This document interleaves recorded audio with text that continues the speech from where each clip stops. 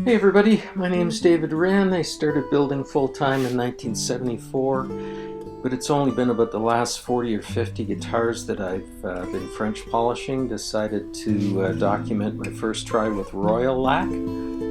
Here I am just doing a traditional pumice fill with shellac.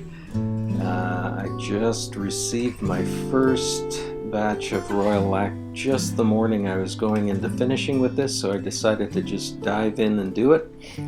Here I am working some Royal-Lac into a new fad, adding just a dash of alcohol and then rubbing it on a smear of olive oil on the back of my glove. For a fad I just use drugstore cotton batten and wrapped in an old t-shirt. Nothing too fancy, starting off with circular motion there. This is later in the day, set the second application. You can see around the edge of the guitar it's a little dull looking there. With Royal-Lac I seem to have slightly more difficulty to skin over and build, especially around the edges, but with any new finish there's a learning curve, and I certainly, considering it was my very first shot, it was a pretty easy transition from my normal formulation.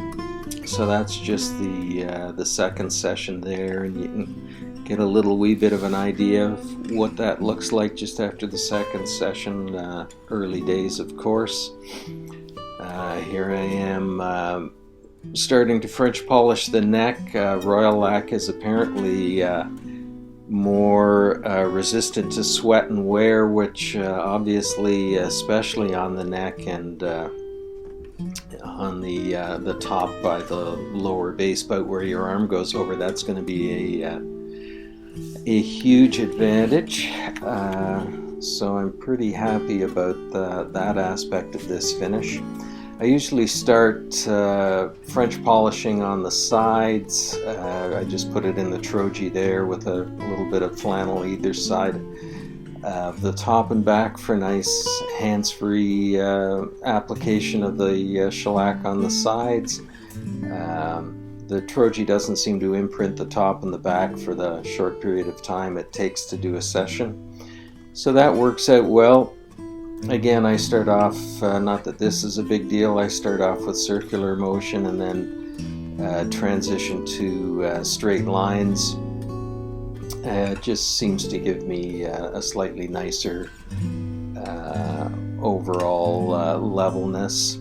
I learned to French polish from Sergei de Jong, so anything you see on this video that looks intelligent, it's probably from him. Anything that looks slightly dopey, that's probably something I've added to the whole equation, but it all seems to work out fine in the end.